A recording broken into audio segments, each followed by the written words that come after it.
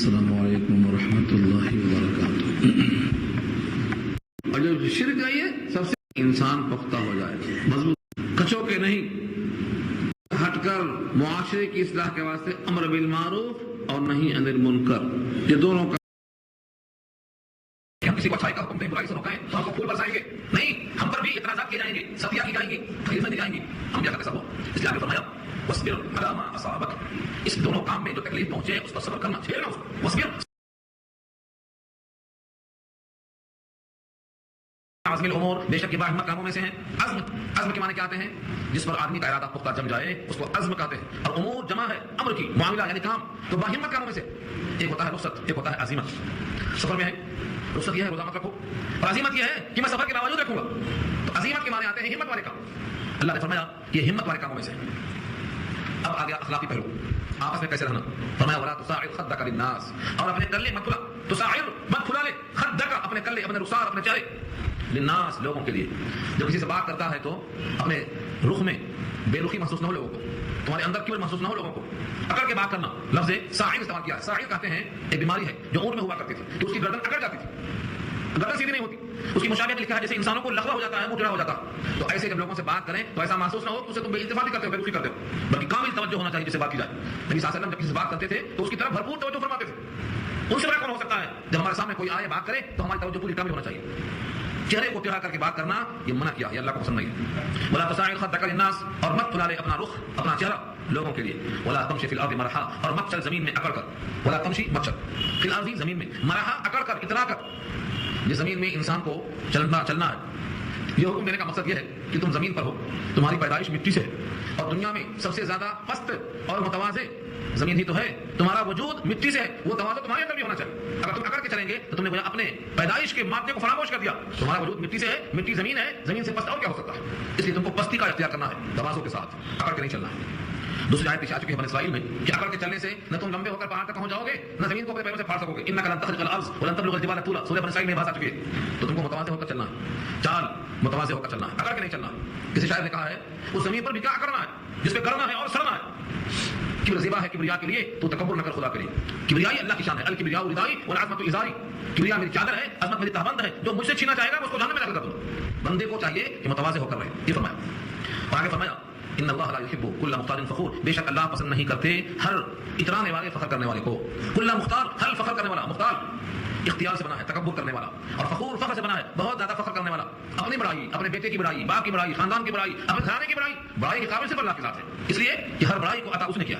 جب بندے کو بڑائی کرنا ہی ہے تو اللہ کی شان کو بیان کرتے ہوئے بیان کرے۔ حدیث پاک میں آتا ہے آپ اللہ نے انعام کیا ہے تو اس نعمت کا چرچا ہو تو نعمت دیا کس نے؟ اس منعم کا چرچا سامنے ہونا چاہیے۔ اللہ نے ہمیں یہ دیا، اللہ نے ہمیں یہ نوازا، اللہ کا ہم پر یہ فضل ہوا، اللہ کی ہم پر یہ مہربانی ہوئی۔ منعم کو چھوڑ کر اپنا ذاتی کمال سمجھنا گمراہی ہے۔ میرا کوئی کمال نہیں ہے، میرے اندر جو کچھ ہے یہ سب اللہ کا ہے دیا ہوا، یہ منعم کا ذکر ساتھ ساتھ چلنا ہے۔ تو فرمایا زمین میں اکڑ کے مت چلو، اللہ کو پسند نہیں آتے تکبر کرنے والے اور بہت فخر کرنے والے۔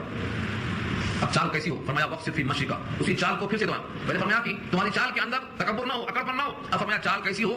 وقت فی مشی کا، اپنے رفتار میں اعتدال اختیار کرو، نہ بہت زیادہ تیز بھاگو نہ بہت زیادہ آہستہ چلو، بلکہ بیچ کی چال چلو۔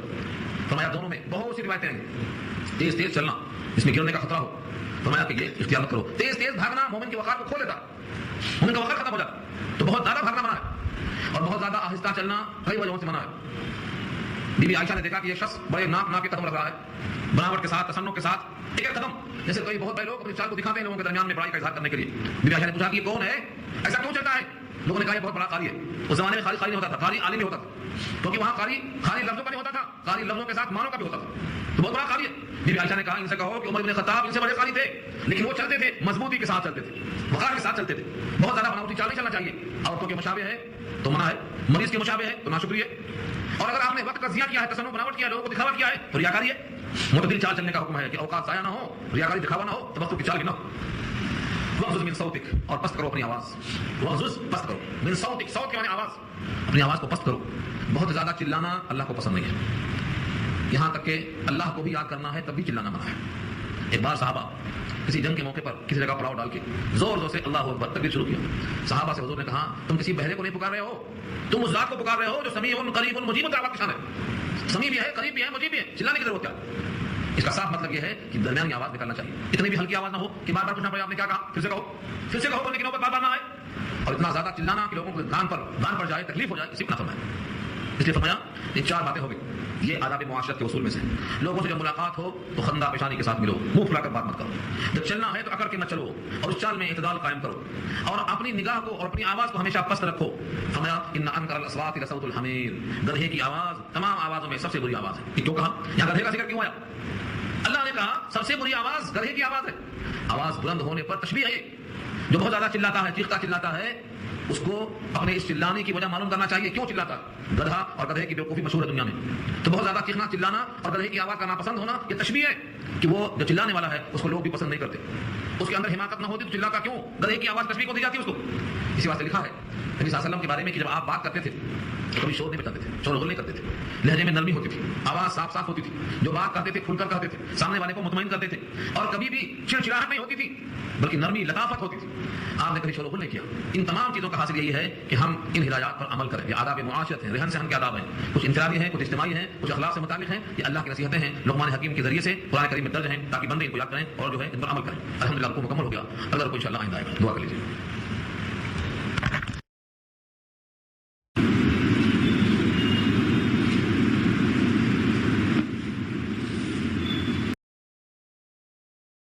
السلام علیکم ورحمۃ اللہ وبرکاتہ.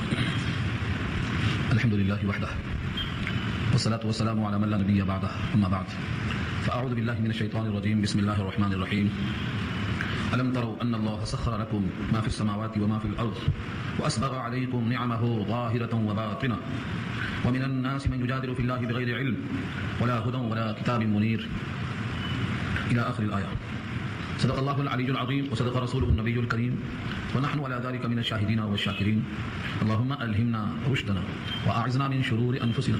اللهم وفقنا لما تحب وترضى من القول والفعل والنية. رب اشرح لي صدري ويسر لي أمري واحلل عقدة من لساني يفقهوا قولي. آمين يا رب العالمين.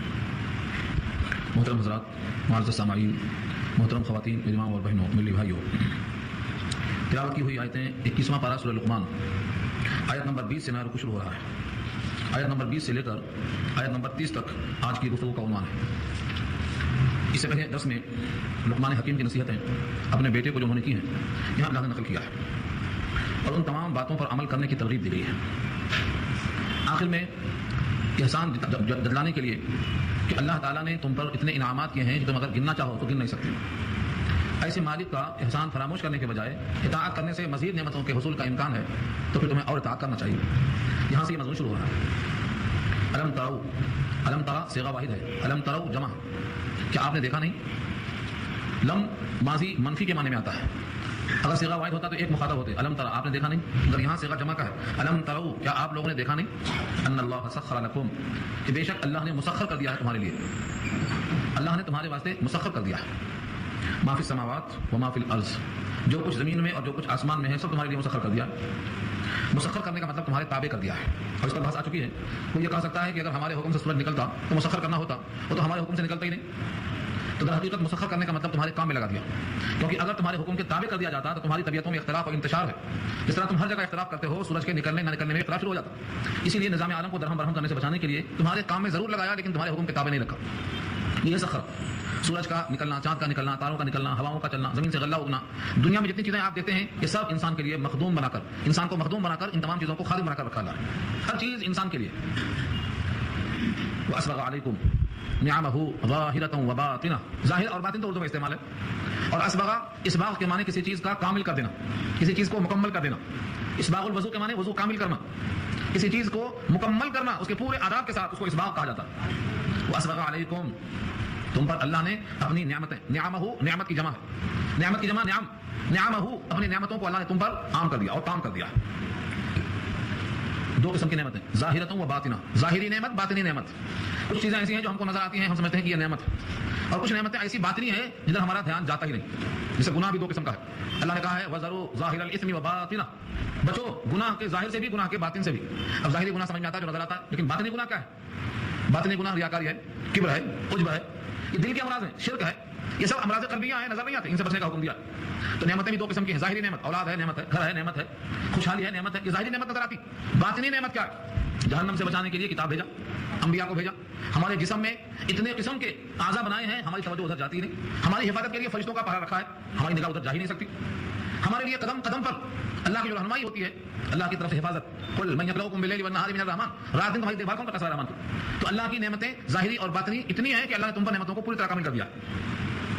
دوسری آیت میں کہا ہے اگر تم ان نعمتوں کو صرف گننا چاہو تو گننے پر قادر نہیں. جب ان نعمتوں کو گن نہیں سکتے تو ان نعمتوں کا شکریہ کیا ادا کر سکتے. اسی لیے بندہ عاجز ہو کر اللہ سے اپنے اس کوتاہی پر اعتراف کرتے ہوئے کہتا ہے اللہم لا احصی ثناء علیک انت کما اثنیت علی نفسک. اے اللہ ہم آپ کی تعریف اور ثنا ایسی نہیں کر سکتے جیسے آپ اہل ہیں، آپ ایسے ہیں جیسا آپ نے اپنی تعریف خود کر لیا ہے. بندہ نہیں کر سکتا. اور یہ دعا کس کی ہے؟ سید الانبیاء کی ہے. ان سے زیادہ اللہ کی تعریف کون کر سکتا ہے؟ لیکن کس انداز سے کیا آپ نے؟ کیوں ایسا کہا؟ کیونکہ اللہ کی نعمتیں کوئی بندہ نہیں گن سکتا. جب گن نہیں سکتا تو اس کے بدلے میں شکریہ کیا ادا کر سکتا. اور جب شکریہ ادا کرے گا تو شکریہ ادا کرنے کی توفیق یہ بہت بڑی نعمت خود ہے، اس کا پھر باقی رہ جائے گا. تو اللہ نے بندوں پر نعمتیں ظاہری اور باطنی خوب مکمل طور پر رکھی. اس کے باوجود نعمت دینے والے منعم کا احسان اور شکریہ ادا کرنے کے بجائے لوگوں کا حال کیا ہے؟ وَمِنَ النَّاسِ، اور لوگوں میں سے بعض من یجادل، جھگڑا نکالتے ہیں. من یجادل، جادل یجادل، مجادلہ جھگڑا نکالنا. اس سورۃ کا نام سورۃ مجادلہ ہے جس میں انبیاء کا قصہ ہے. تو جھگڑا نکالتے ہیں فی اللہ، اللہ کے بارے میں، اللہ کی ذات، اللہ کی صفات کے بارے میں، بغیر علم، بغیر علم کے. علم نہیں ہے. یہاں تین راستے ہیں بات کرنے کے. پہلا راستہ بتایا بغیر علم، بغیر کسی واقفیت کے. ولا ہدن، بغیر کسی سجھاؤ اور رہنمائی کے. ولا کتاب منیر، اور بلا کسی روشن کتاب کے. کتاب ہوتی تو منقول ہوتا، اور سجھاؤ ہوتا تو عقلی دلیل ہوتی، اور علم ہوتا تو کم سے کم علم کی بنیاد پر بات ہوتی. ان تینوں میں سے کچھ بھی نہیں ہے. نہ دلیل عقلی ہے، نہ نقلی ہے، نہ منقول ہے، نہ معصور ہے، کچھ بھی نہیں. کس بنیاد پہ بحث کرتا ہے نہیں معلوم. کوئی کتاب ہے، کوئی عقلی دلیل ہے، کوئی ایسی تحقیق ہے، کچھ نہیں. ان تینوں کے بغیر جو بحث کرتا ہے اس بندے پر اللہ کی طرف سے یہاں پر بڑا سخت نوٹ لیا ہے. لوگوں میں سے بعض ایسے ہیں جو اللہ کے بارے میں جھگڑا نکالتے ہیں بلا کسی علم کے، اور بلا کسی سجھاؤ کے، اور بلا کسی روشن کتاب کے. جھگڑا نکالنے سے کیا مراد ہے؟ بعض تو کہتے ہیں اللہ کی ذات اور صفات کے بارے میں جو چیز ان کو نہیں معلوم ہے اپنی رائے سے کچھ کہہ دیتے ہیں. اللہ بھی ہر جگہ حاضر اور ناظر ہے، اور اللہ کے رسول بھی ہر جگہ حاضر اور ناظر ہے. اللہ کی صفت حاضر میں بحث، یہ کیا ہے؟ بغیر علم کے بحث. جب تک آپ کے پاس کوئی آیت نہ ہو، جب تک آپ کس بنیاد پہ کہہ رہے ہیں؟ جب تک کوئی حدیث نہ ہو تب تک کس بنیاد پہ آپ کہہ رہے ہیں؟ اپنی عقل سے کوئی بات کہنا یہ جھگڑا نکالنے کے برابر ہے. ایسی چیزوں میں اپنی عقل وہاں تک پہنچ ہی نہیں سکتی. اللہ کی ذات اور صفات کے بارے میں جو بتایا اللہ نے اور اللہ کے نبی نے، بس اسی کے مطابق رہنا ہے، اپنے طرف سے رائے نہیں کر سکتے. ایسا کہتے ہیں اگر اللہ ہر جگہ حاضر اور ناظر ہے تو کیا میرے کرسی کے نیچے بھی ہے؟ یہ جھگڑا نکالنا ہے. اللہ کا حاضر اور ناظر ہونا یہ ثابت ہے قرآن کریم کی آیتوں سے. اللہ شہید ہے، اللہ کل شہید، شہید شہید اللہ کی صفت ہے. شہید مانے ہر جگہ حاضر. اب کیسا حاضر ہے اس کی شان کے مطابق ہے وہ. اب بلا کسی آیت اور بلا کسی حدیث کے اپنے طرف سے رائے نہیں کرنا. کیا باتھ روم میں بھی ہے، کیا بیڈ روم میں بھی ہے، کیا چروائی کے نیچے بھی ہے، یہ سب عقلی بات ہے. یہ جھگڑا نکالنا ہے. اس قسم کی دلیل نہیں ہے، یہ دماغی خرابی ہے، دماغی اپج ہے. اس کو دلیل نہیں کہتے. دلیل کہتے ہیں کہ ادلہ اربعہ میں سے ہو، قرآن سے ہو، حدیث سے ہو، صحابہ کے اجماع سے ہو، قیاس ہو، ان چیزوں پر کسی ریزن کی وجہ سے. ارے نہیں. تو بہرحال ایک مثال دیا میں نے، ایسی بہت سی مثالیں مل سکتی ہیں آپ کو.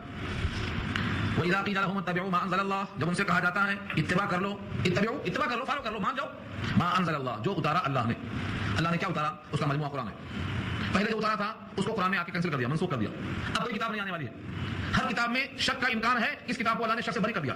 ہر کتاب میں حفاظت کا خطرہ ہے، ترمیم ہو جائے، تغیر ہو جائے، اس کتاب میں کوئی گنجائش نہیں ہے. تو انزل اللہ سے مراد جو اللہ نے قانون بھیجا ہے کتاب کی شکل میں، اس کو فالو کر لو. جب ان سے کہا جاتا، اب ان سے مراد غیر مومن. جہاں بھی ان سے آئے غیر مومن، اور جہاں تم سے کہا جاتا ہے آئے وہ تو مومن ہے، خطاب ہوتا. تو ان سے کہا جاتا ہے کہ جو اللہ نے نازل کیا ہے اس کو فالو کر لو. تو وہ جواب کیا دیتے ہیں؟ قالوا، کہتے ہیں بل نتبع ما وجدنا علیہ آباءنا، بلکہ ہم نے اتباع کیا، بلکہ ہم اتباع کر رہے ہیں ان تمام چیزوں کی جس پر ہم نے پایا ہے اپنے آبا و اجداد کو. یہ کافروں کا جواب تھا.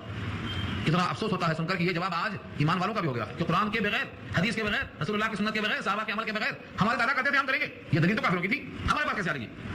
اس لیے کہ کافر جیسے گمراہ تھا جو قرآن سے دور ہیں، اسلام سے دور ہیں اور رسم و رواج کے پابند ہیں، وہ اگرچہ کلمہ پڑھ لیتے ہیں لیکن ذہن کی صفائی نہیں ہوئی.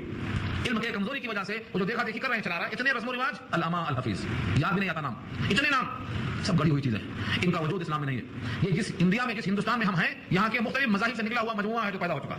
ان کو صحیح کرنا قرآن کے ذریعے سے ہم پر لازم ہے.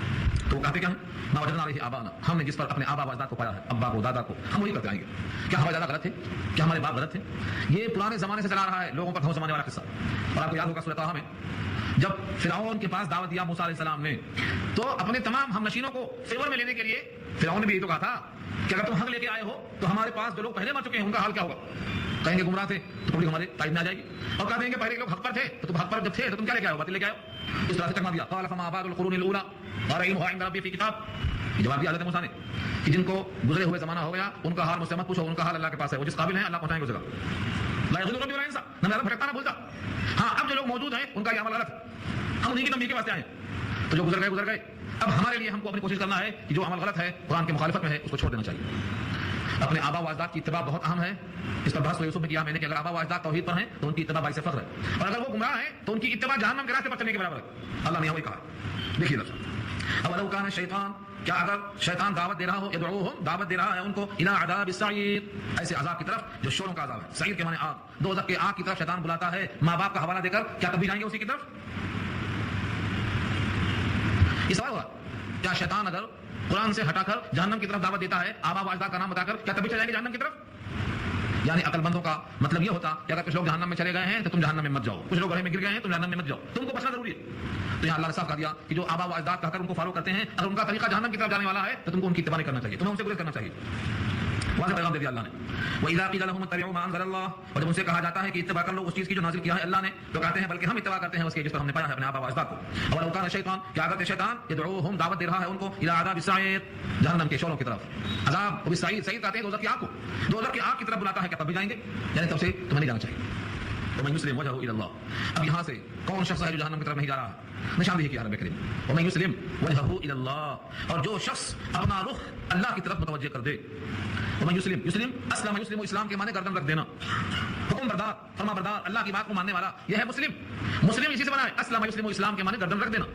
آج مسلمان کو یہ بھی نہیں معلوم کہ مسلم کے معنی اطاعت کرنے والا، نماز چھوڑ رہا ہے اور مسلم ہے، نماز چھوڑنے والا مسلم کیسے ہو سکتا ہے؟ مسلم کہتے ہیں سجدہ کرنے والے کو، اور سجدہ نہ کرنے والا اور کرنے والا دونوں ایسا کیسے ہو سکتا ہے؟ تو اس مسلم کے معنی اگر کم سے کم معلوم ہو جائے، مسلم اللہ کی اطاعت کرنے والا، اللہ کی اطاعت اور اللہ کی بغاوت دونوں چیزیں معنی ہو سکتی ہیں۔ نماز پڑھنا اطاعت ہے، نماز پڑھنا بغاوت ہے، روزہ رکھنا اطاعت ہے، روزہ نہ رکھنا بغاوت ہے، اللہ کی ماننا اطاعت ہے، اللہ کا حکم توڑ کے اپنی خواہش پورا کرنا بغاوت ہے۔ تو مسلم کے معنی آتے ہیں اطاعت کرنے والا۔ اللہ نے فرمایا ومن یسلم وجہہ، جو اپنا چہرہ رکھ دے، یعنی اپنا رخ رکھ دے، اپنی توجہ رکھ دے، سرنڈر کر دے الی اللہ، اللہ کی طرف، وہو محسن، اس حال میں کہ وہ احسان کرنے والا ہو، یعنی نیکی کرنے والا ہو۔ احسان کے الفاظ پر بحث بڑھا چکی ہے۔ محسن کے معنی حسن سلوک کرنے والا، ماں باپ کے ساتھ بھی، دوستوں کے ساتھ بھی، اللہ کے ساتھ بھی۔ اللہ کے ساتھ حسن سلوک کیا ہے؟ اللہ کی بندگی ایسی کرے اللہ کو دیکھ رہا ہے، یہ نہیں ہو سکتا ہے تو اتنا یقین کرے کہ وہ ہمیں ضرور دیکھ رہا ہے۔ اس طرح بندگی کرنے والے کو محسن کہا گیا ہے۔ فرمایا جو شخص اپنا رخ اللہ کی طرف متوجہ کر دے، اس حال میں کہ وہ نیکی کرنے والا ہو، فقد استمسک، تو تحقیق اس نے پکڑ لیا، فقط تحقیق استمسک، استمساک کے معنی مضبوطی کے ساتھ پکڑ لینا، کیا پکڑا؟ بالعروۃ الوثقی، عروہ، عروہ کے معنی کڑا، اور وثقی اس کی صفت ہے مضبوط کڑا۔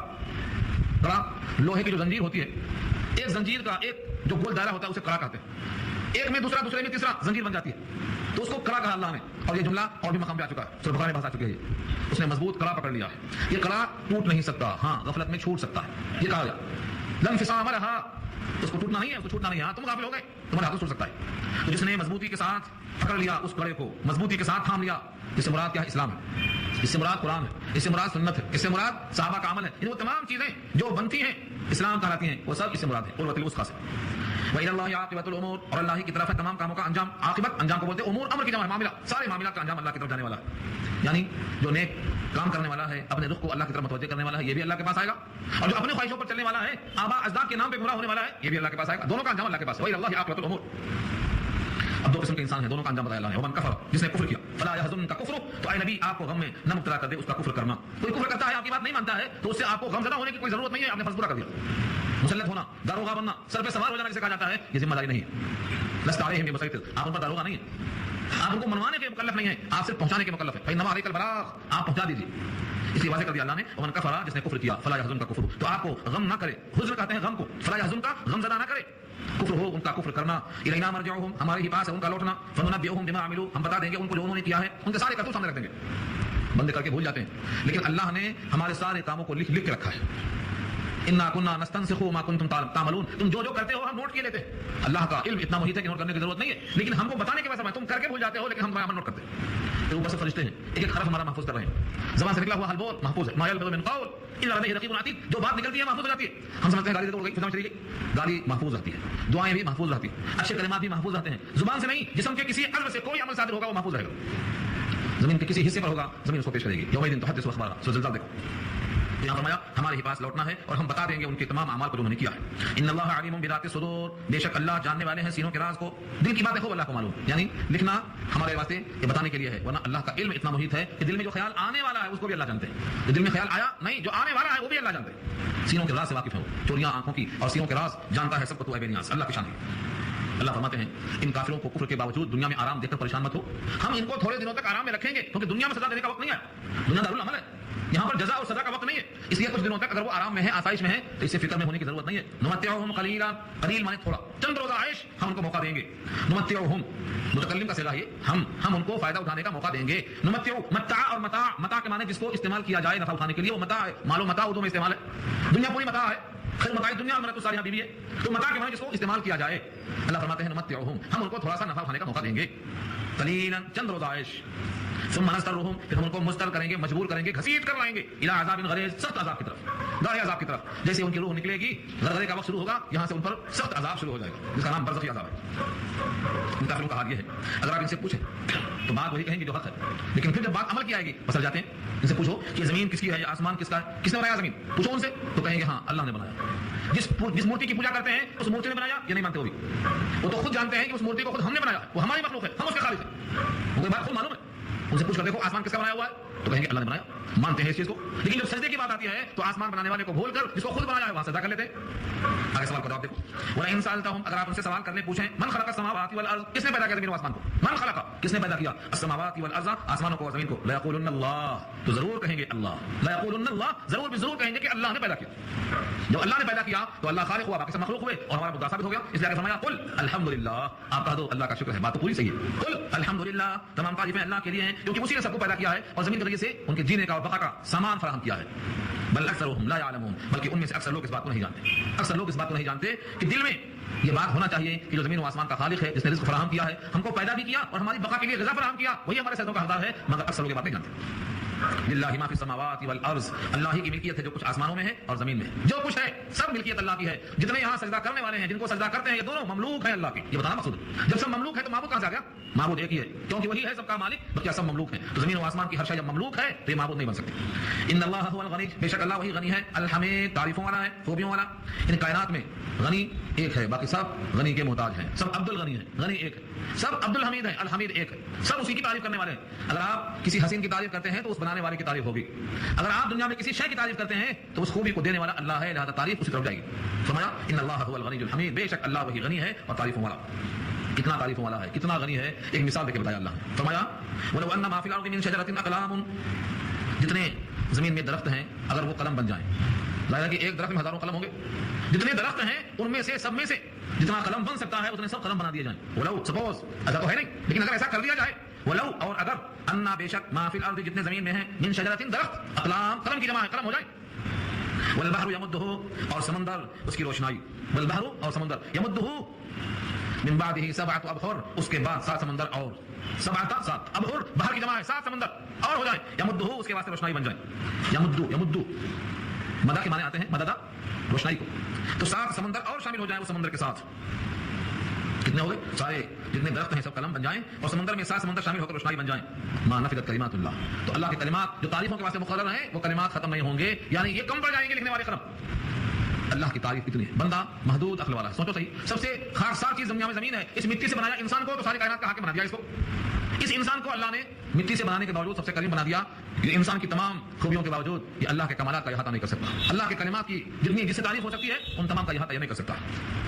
ان اللہ عزیز حکیم، بے شک اللہ غالب ہیں، حکمتوں والے، اللہ غالب ہیں، وہ جو چاہے کرنے پر قادر ہیں، حکیم حکمتوں والے ہیں، کوئی کام حکمت کے بغیر نہیں ہوتا ہے، تو بندہ اپنے علم کے مطابق اللہ کی تعریف کر لیتا ہے، لیکن حقیقت یہ ہے اللہ کی حمد کے کلمات ختم نہیں ہو سکتے، اسی واسطے سارے انبیاء کے سردار سید الانبیاء نے کہا دیا ہم آپ کی تعریف ایسی نہیں کر سکتے جیسا کہ آپ کا حق ہے، آپ ایسے ہیں جیسا آپ نے اپنی تعریف خود بیان کی ہے، اللہم لا احصی ثناء علیک انت کما اثنیت علی نفسک، یہ دعا حضور کی ہے، کثرت سے پڑھتے تھے، آپ بھی کثرت سے پڑھیں، یاد کریں اس کو۔ اللہ نے ایک مثال دی ہے، تم مرنے کے بعد دوبارہ قیامت آنے کو اتنا زیادہ کیوں دل پہ لے کے سوچ رہے ہو کہ نہیں ہو سکتا، اتنے لوگ مر جائیں، اتنے لوگ پھر زندہ ہوں، قیامت قائم ہو، حساب کتاب ہو، تمہارے دماغ میں یہ بات اتنی مشکل سے کیوں آ رہی ہے؟ حقیقت تو یہ ہے تمہارا مرنا اور تمہارا جینا، جس طرح ایک آدمی کا مرنا جینا تمہارے سامنے ہے، بس ایک آدمی کے مرنا جینے کی طرح سب کا مرنا جینا بھی ہمارے سامنے ہے، دونوں کو فرق نہیں۔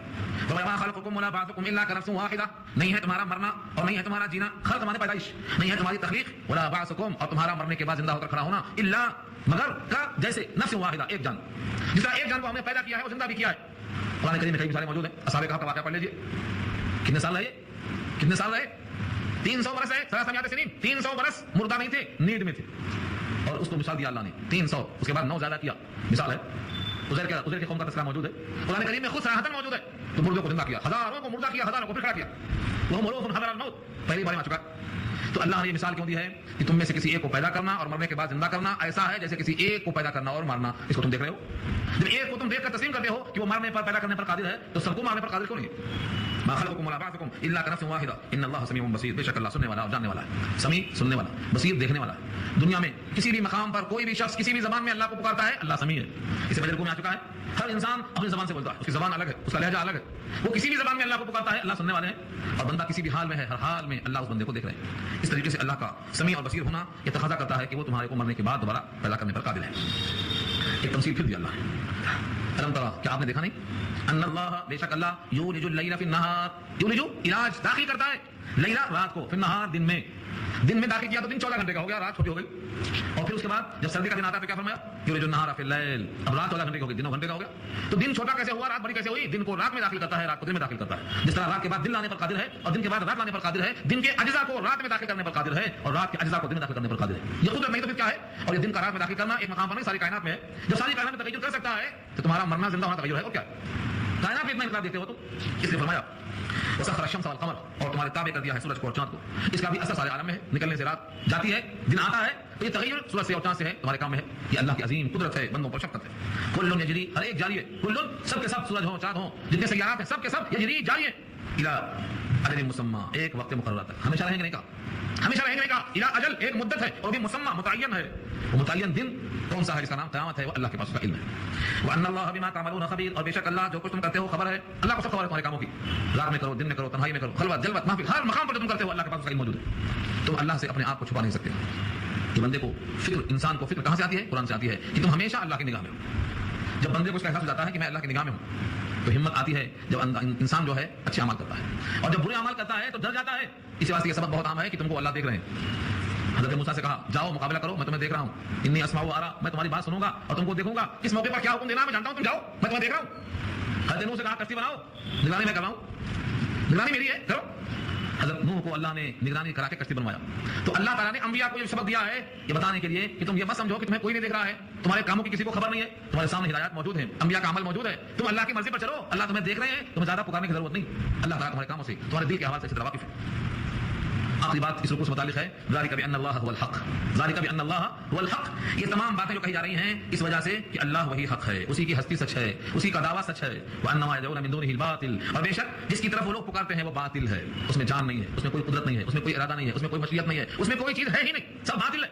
جو حق کے مقابل ہے وہ باطل ہے. اس لیے اللہ حق ہے, اللہ کا کلام حق ہے, اللہ کے نبی حق ہے, اللہ کی بنائی ہوئی جنت حق ہے, اللہ کی بنائی ہوئی جہنم حق ہے. ان تمام پر یقین کرنا یہی حق ہے, اور اس کے غیر جتنا بلاتے ہیں سب باطل ہے. وان اللہ هو العلی الکبیر, اور بے شک اللہ وہی بلند ہیں اور بہت بڑائی والے ہیں.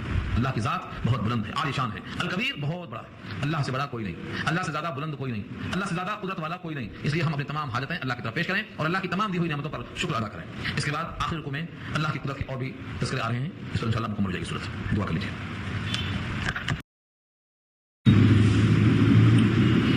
السلام علیکم. الحمد لله وحده والصلاة والسلام على من لا نبي بعده, أما بعد, فأعوذ بالله من الشيطان الرجيم. بسم الله الرحمن الرحيم. ألم تر أن الفلك تجري في البحر بنعمة الله ليريكم من آياته إن في ذلك لآيات لكل صبار شكور. وإذا غشيه موج كالظلل دعوا الله مخلصين له الدين فلما نجاهم إلى البر فمنهم مقتصد وما يجحد بآياتنا إلا كل ختار كفور. يا أيها الناس اتقوا ربكم واخشوا يوما لا يجزي والد عن ولده ولا مولود هو جاز عن والده شيئا إن وعد الله حق فلا تغرنكم الحياة الدنيا ولا يغرنكم بالله الغرور.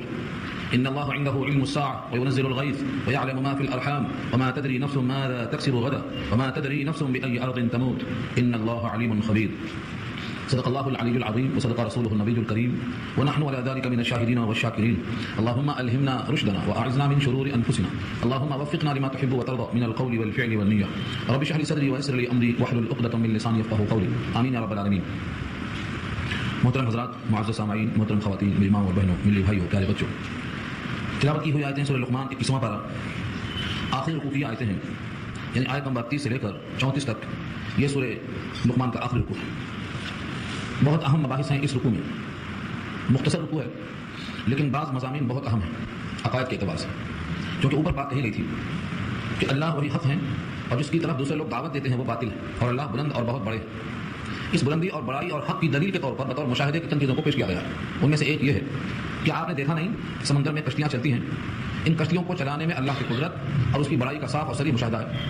الم تر، کیا آپ نے دیکھا نہیں ان الفلک، کہ بے شک کشتی، فلک کے معنی کشتی کے آتے ہیں، فلک جمع ہے اسی، تجری جاری ہے، چل رہی ہے، فی البحر، سمندر میں اس کا چلنا، اتنا وزن پانی پر رکنا اور ہواؤں کے ذریعے سے اس کو آگے بڑھانا، پھر مزید بنا بنعمت اللہ، اللہ کی نعمتوں کے ساتھ، یہ تمہارے لیے اس پر اسباب معیشت بھی جمع ہے، کاروبار ہے، ایک مقام سے دوسرے مقام پر منتقلی بھی ہے، ہزاروں ٹن وزن لے کے جا رہی ہے، یہ اللہ کی نعمت سے مراد ہے۔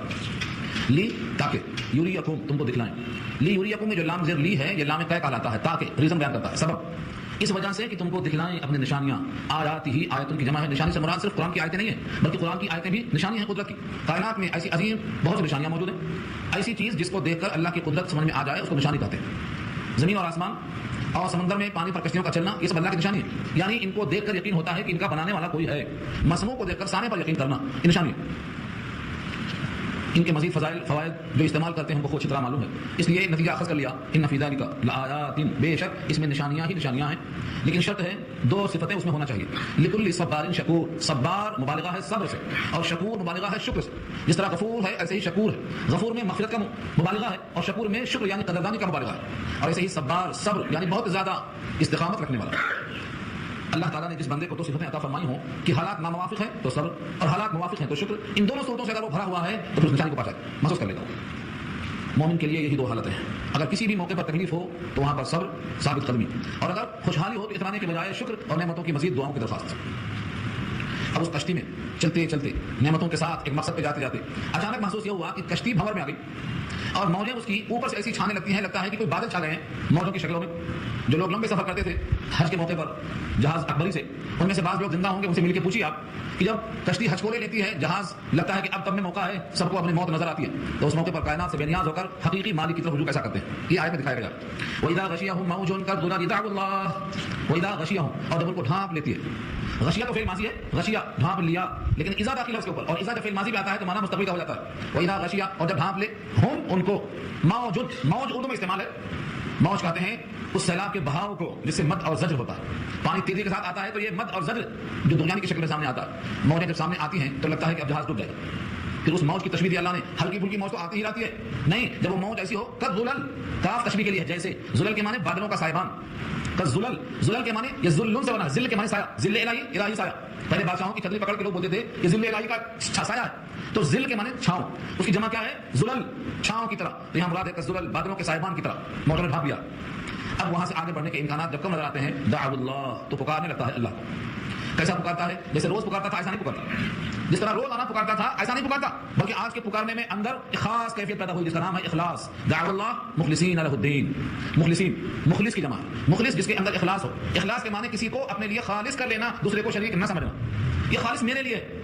گھر میں کوئی آدمی کوئی مخصوص سامان رکھ کر کہتا ہے دیکھو اس کو ہاتھ مت لگانا، یہ صرف میرے لیے، یہ صرف میرے لیے کا مطلب کیا ہے؟ اس میں کسی کی شرکت مجھے برداشت نہیں، اس کو اخلاص کہتے ہیں، یعنی میں کچھ عمل کرتا ہوں جو خالص اللہ کے لیے ہے، اس میں کسی کی شرکت نہیں ہے، اس عمل کو اخلاص کہیں گے، کرنے والے کو مخلص کہیں گے۔ مخلص اس میں فاعل ہے اور مخلص اگر آ جائے تو اس کا مفعول اس کا آبجیکٹ ہے، جس کو خالص کر لیا گیا۔ حضرت موسیٰ اللہ کے مخلص ہیں، ان کو اللہ نے خاص کر لیا اس کام کے لیے، تو مخلصین لہ الدین کے معنی دین کو اللہ کے لیے خالص کر کے پکارتے ہیں۔ اب اس موقع پر کوئی شریک، کوئی صحیح نظر نہیں آتا، اب تک جن کو شریک سمجھا کرتے تھے اب کسی کی یاد نہیں آتی، یہ جملہ ہے سب، مخلصین لہ الدین، پکارنے لگتے اللہ کو خالص کرتے ہوئے اعتقاد اس کے لیے، لہو سے مراد اللہ، الدین، دین کے معنی مذہب، اور دین کے معنی اللہ تعالیٰ کا جو قانون ہے اس کے ساتھ اعتقاد کرتے ہوئے کہ صرف اللہ ہی ہے جو اس دریا کی موجوں سے بچا سکتا ہے، اس بھنور سے کشتی کو باہر نکال سکتا ہے، اس مصیبت کو ہم سے ٹال سکتا ہے، یعنی دوسرے لفظوں میں مشکل کشا، حاجت روا، اس موقع پر ان کے سامنے کوئی نظر نہیں آتا سوائے اللہ کی ذات۔ اللہ فرماتے ہیں فلما نجاہم، بس جب ان کو اللہ نے نجات دے دیا، فلما نجاہم، نجا بھی فعل ماضی ہے لیکن لما داخل ہوا تو مستقبل کے معنی میں بھی آئے گا، کچھ ایسے بھی حرف ہیں کہ وہ ماضی پر جب داخل ہوتے ہیں تو معنی مستقبل میں کر دیتے۔ فلما نجاہم، بس جب ان کو نجات دے دے کر کہاں پہنچایا؟ الی البر، ایک تو ہے بر، بر کے معنی نیکی، اور بر آ جائے تو گیہوں، اور بر آ جائے تو خشکی، جنگل کا ہو یا دریا کے مقابل خشکی کا ہو، یعنی گویا کنارے لگ گئی کشتی، ساحل پہ آ گئی، اب موجوں کے تھپیڑوں میں ڈوبنے کا خطرہ کم ہو گیا، کہاں پہنچ گیا؟ بر کی طرف، اللہ نے پہنچایا۔ فلما نجاہم الی البر، جب ان کو پہنچا دیا نجات دے کر اللہ نے خشکی کی طرف، فمنہم مقتصد، تو انسانوں کی دو قسم ہو گئی، ان پکارنے والوں میں بھی دو قسم ہو گئی، فمنہم، ان میں سے کچھ لوگ ایسے ہیں مقتصد، مقتصد کے معنی آتے ہیں بیچ کی چال چلنے والے، میانہ رو، یعنی اعتدال پر قائم رہتے ہیں، اعتدال پر قائم نہیں مطلب توحید پہ قائم ہے، وہاں بھی اللہ کو پکارا ہے اور اب بھی اللہ کو پکاریں گے، وہاں بھی اللہ کو سمجھاتا مشکل کشا اور باہر نکل کر بھی سمجھتے رہیں گے، یہ ہے مقتصد، یہ ہے معتدی، یہ ہے اعتدال کی راہ پر چلنے والے۔ اللہ فرماتے ہیں یہ اعتدال، یہ فطرت ہے، یہ شکر ہے، یہی چیز ہے جو پسندیدہ ہے۔ اب اس سے اگر کوئی ہٹتا ہے تو کون ہو سکتا ہے؟ اس کی نشاندہی کر دیا اللہ نے، وما يجحد بآياتنا الا كل ختار كفور، اور نہیں انکار کرتے ہماری آیتوں سے مگر ہر ناشکرے۔ اور خطار کے معنی بہت زیادہ خطا کرنے والے، بدعہد، دو لفظ ہے، ایک ہے خطار، لیکن یہاں تو نہیں ہے، خطا سے نہیں ہے، بلکہ خے تے الف رے، خطار۔ اور خطار کے معنی مبالغہ یہ بھی ہے جس کے معنی ہے بدعہدی کرنے والے، ایگریمنٹ توڑ دینے والے، معاہدہ کر کے پھسل جانے والے۔ یہ خطا سے نہیں ہے، خطا کار اردو میں استعمال ہے، یہ تو فارسی لفظ ہے۔ خطار خے تے الف رے، خطار کے معنی آتے ہیں بدعہدی کرنے والے، عہد شکنی کرنے والے، اور کفور کے معنی ناشکری کرنے والے۔ کفور شکور کی ضد، اپوزٹ۔ کفور کے معنی کفران نعمت کرنے والے، اور شکور سے مراد نعمتوں پر شکریہ ادا کرنے والے۔ تو دو صفتیں بتایا اللہ نے۔ ایسے موقع پر ہماری آیتوں کا انکار کرنے والے صرف وہی لوگ ہوتے ہیں جو بدعہد ہیں اور ناشکرے۔ اب یہاں سے اللہ تعالیٰ نے سارے انسانوں سے خطاب کیا ہے، یا ایھا الناس، اور یہ بات پہلے آ چکی ہے، جب مکے اور مدینے والوں سے خطاب مشترکہ ہو، یعنی مومن اور کافر سے خطاب مشترکہ ہو، یعنی ہر انسان سے خطاب ہو بلا کسی امتیاز اور تخصیص کے، بنی نوع انسان سے خطاب ہو، تو وہاں یا ایھا الناس ہی سے آتا ہے۔ یا ایھا الناس، اے لوگوں، اتقوا ربکم، ڈرو اپنے رب سے، وخشوا، یہاں دو لفظ آیا جو بظاہر مترادف ہے اردو کے لحاظ سے۔ ایک اتقوا، اتقوا کے معنی ڈرو، اور وخشوا کے معنی یہ بھی ڈرو، کیونکہ اردو میں اس دو لفظ کے لیے دوسرا لفظ نہیں ہے۔ ڈرو، سانپ سے ڈرو تو ڈرنا بولتے، اللہ سے ڈرو تو بھی ڈرنا ہی ہے، باپ سے ڈرو تو ڈرنا ہی ہے، استاد سے ڈرو تو ڈرنا ہی ہے، ایک ہی لفظ ہے ڈرنا۔ قرآن کریم میں ان کے الگ الگ لفظ ہے۔ اللہ سے ڈرنا ہے تو اتقوا، کیونکہ تقویٰ کے معنی آتے ہیں التقویٰ ہاہنا، دل کی گہرائیوں میں اللہ کی عظمت کے ساتھ احساس کہ مالک کا حکم کہیں ٹوٹ نہ جائے، مالک ہم سے کہیں ناراض نہ ہو جائے، اس ڈرنے کا نام تقویٰ ہے۔ اس کے برخلاف قیامت کے دن سے ڈرنا ہے تو فرمایا وخشوا، ڈرو، خشیت تاری ہو، فکر کا غلبہ ہو۔ ماں باپ سے ڈرنا ہے تو عظمت کا، تقدس کا احساس ہو، ان کے احسانات کا احساس ہو، ان کی تمام کارگزاریوں کا احساس ہو، یہ بھی ڈرنا ہے۔ استاد سے ڈرنا ہے تو ان کی علم کی رفعت کا احساس ہو۔ اس طریقے سے ہر بچہ کا الگ الگ الفاظ ہیں۔ ایک نئی کتاب نکلی ہے مترادفات القرآن، مترادفات القرآن میں نے پہلی بار دیکھا، لغت کی ایک قسم ہے۔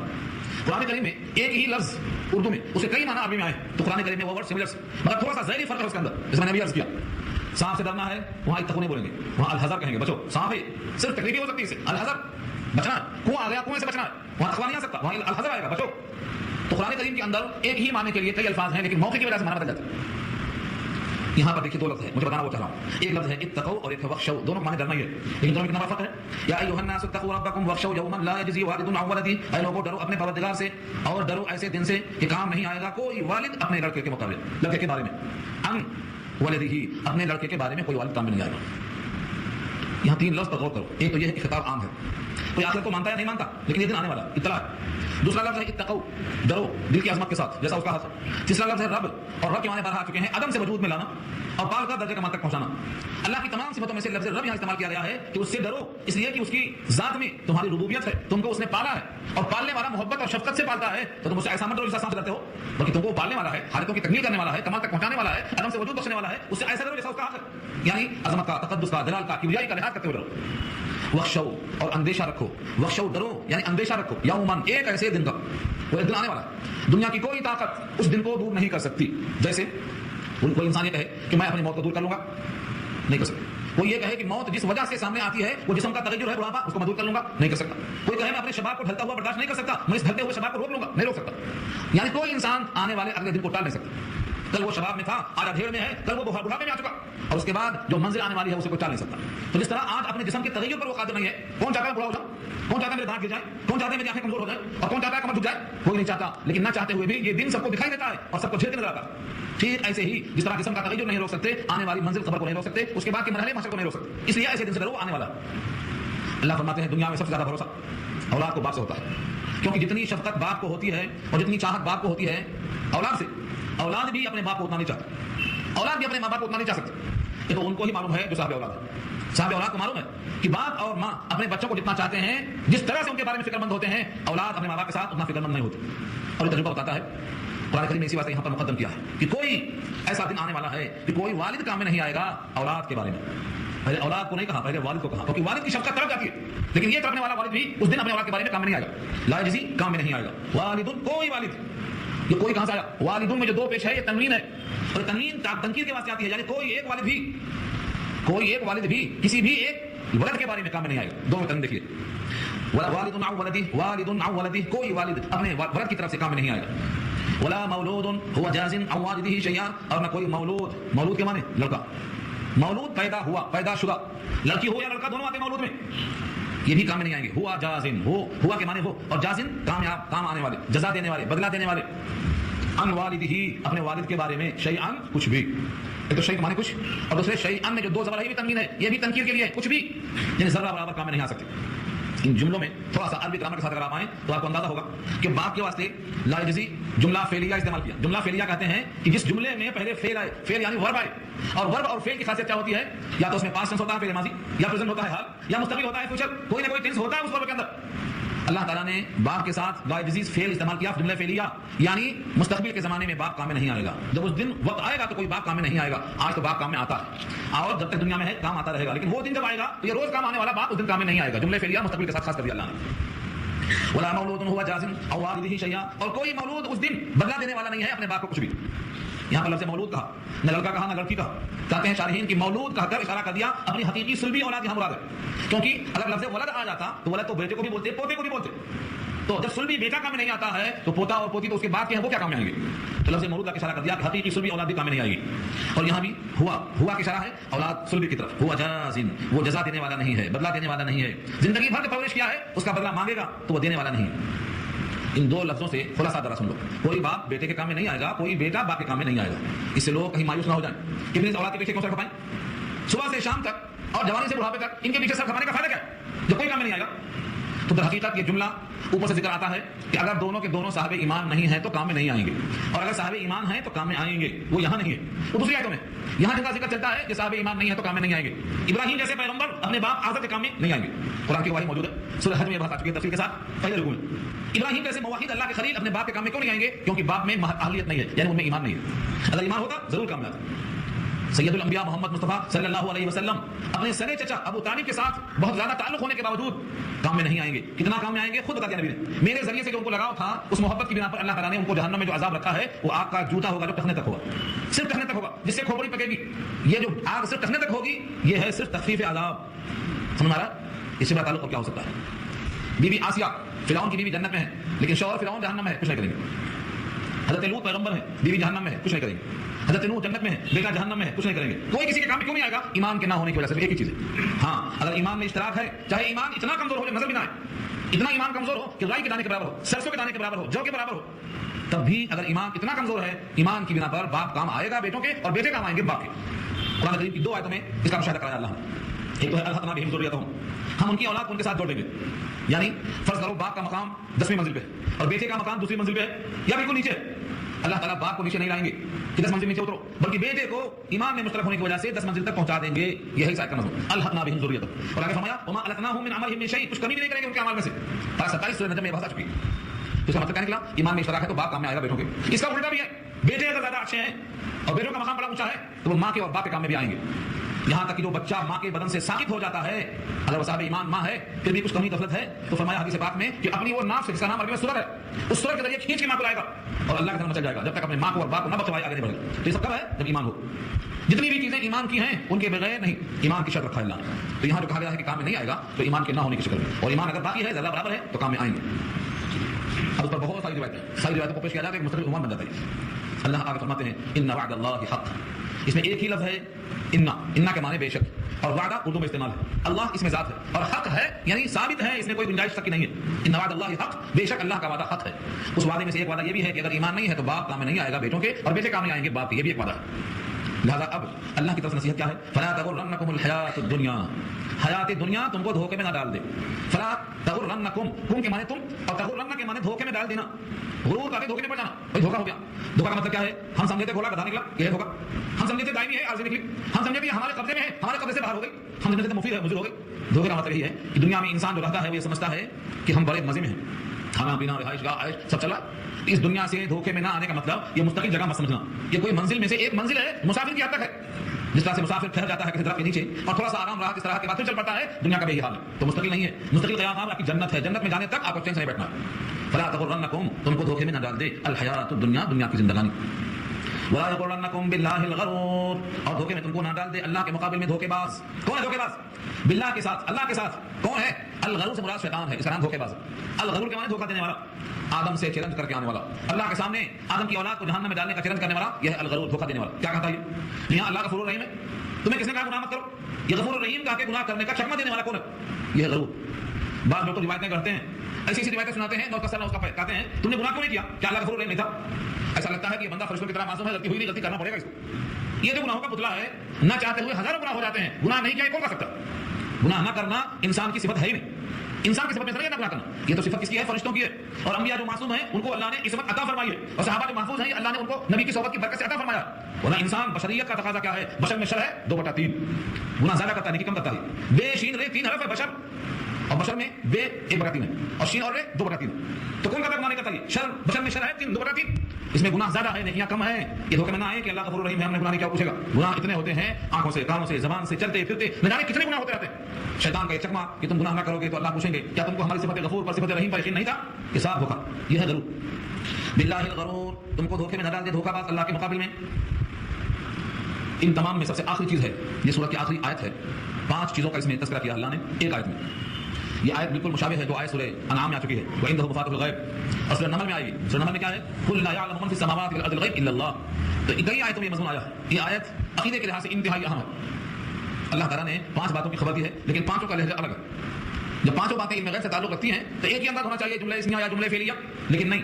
5 جملے میں 5 اقسام بیان کر دیا اللہ نے. فرمایا ان اللہ عنده علم الساعہ، ان اللہ بے شک اللہ عنده اسی کے پاس ہے علم الساعہ قیامت کا علم.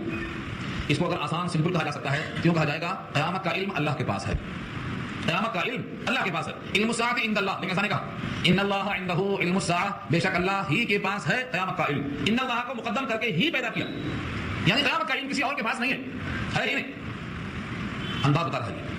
اس پر آپ پہلے سورہ انعام کی آیتیں پڑھ لیجیے، وعنده مفاتيح الغیب. دوسری آیت سورہ نمل کی پڑھ لیجیے، قل لا يعلم من في السماوات والارض الغیب الا اللہ. اور تیسری آیت آپ کے سامنے آخر میں آئے گی سورہ جن کی.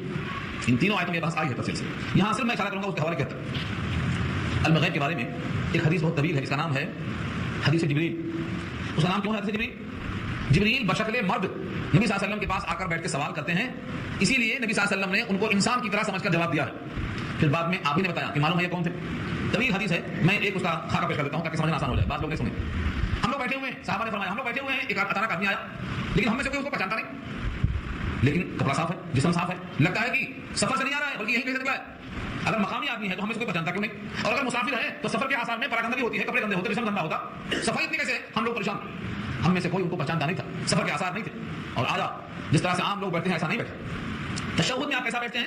ایسا تشہد میں آ کر نبی کے گھٹنے سے گھٹنا ملا کر بیٹھ گئے اور اپنے ہاتھ کو نبی کی ران پہ رکھ دیا اور کہتا میں آپ سے سوال کرنے والا ہوں تاکہ آپ اس کا جواب دیں. وہ سوال کرتے گئے اور آپ جواب دیتے گئے. وہ پورے سوالات کروں گا تو 1 گھنٹہ کافی نہیں ہوگا. کئی سوالات ہیں، سوال کرتے گئے، جواب دیتے گئے، اور جب جواب ملتا تو فرماتے صدقتا، تم نے سچ کہا. صحابہ پریشان ہیں کہ ایک طرف سوال کرتا ہے اور ایک طرف تصدیق کرتا ہے. یہ عجیب فائل ہے. اگر سوال کا علم پہلے سے موجود، سوال کرتا کیوں ہے؟ اور اگر سوال کا علم موجود نہیں ہے تو آپ نے سچ کہا کیسے فرمایا؟ تشویش باقی تھی. آخر میں جب اس کے وہ چلے گئے تو فرمایا نبی صلی اللہ علیہ وسلم نے یہ جبریل تھے، تمہیں تمہارا دین سکھانے آئے تھے.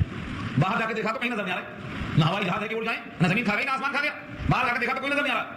یہ حدیث کا نام ہے جبریل. میں نے خاکہ سنایا ہے. اب سوال جواب سنانا شروع کروں گا، لیکن پورے نہیں، ایک سوال وہ بھی آخری، وہ یہاں سے متعلق ہے، اس حدیث سے متعلق، اس آیت سے متعلق. اس میں ایک سوال تھا متی الساعۃ، اے اللہ کے رسول بتائیے قیامت کب آئے گی؟ متی الساعۃ، قیامت کب آئے گی؟ نبی صلی اللہ علیہ وسلم جواب فرماتے ہیں مل مسئول عنہا بأعلم من السائل. مل مسئول عنہا، مسئول عنہا کہتے ہیں جسے پوچھا گیا، اور مل شروع میں ہے، یہ نفی کے لیے ہے، اور بعالمہ اس میں تفضیل ہے، اور سائل سوال کرنے والا، سائل سے زیادہ نہیں جانتا ہے مسئول عنہا بھی، یعنی سوال کرنے والے تم ہو، جواب دینے والا میں ہوں، تم سے زیادہ میں بھی اس مسئلے میں نہیں جانتا ہوں. یہ حدیث کئی مقام پہ آئی ہے. الفیۃ الحدیث سے کتاب ہے حدیث کی، پہلے سے ہی شروع ہوتی ہے، بچوں کو پڑھائی جاتی ہے. یہ حدیث بہت ہی اہم مضمون ہے. اس میں احسان کیا ہے، ایمان کیا ہے، اسلام کیا ہے، سب سوالات کیا ہے اور جواب دیا گیا. آپ لوگ پڑھیے اس کو، تو یہ جواب ملا بل مسئول عنہا بعلم من السائل. تو جبریل ہے سوال کرنے والے اور نبی صلی اللہ علیہ وسلم جواب دینے والے، اور یہ دونوں سے ہی علم دنیا میں پھیلا ہے، کیونکہ جبریل کو اللہ نے بھیجا ہے اور نبی صلی اللہ علیہ وسلم نے اپنے قلب پہ لے کر زبان سے ظاہر فرمایا ہے، اور ان دونوں کا سوال جو میں نقل کر دیا ہوں. اسی لیے اس جملے کا مطلب یہ ہے کہ قیامت کا علم اللہ ہی کے پاس ہے. اتنا تو معلوم ہے کہ قیامت آئے گی، لیکن کب آئے گی اس کا علم صرف اللہ کے پاس ہے. البتہ چلتے چلتے جبریل نے اتنا ضرور پوچھا کہ ٹھیک ہے کم سے کم اس کی علامتیں بتا دیجیے کہ کیسی آئے گی، کب آئے گی. جیسے کوئی شہر آنے سے پہلے علامتیں ہوتی ہیں، اس کی علامتیں کیا؟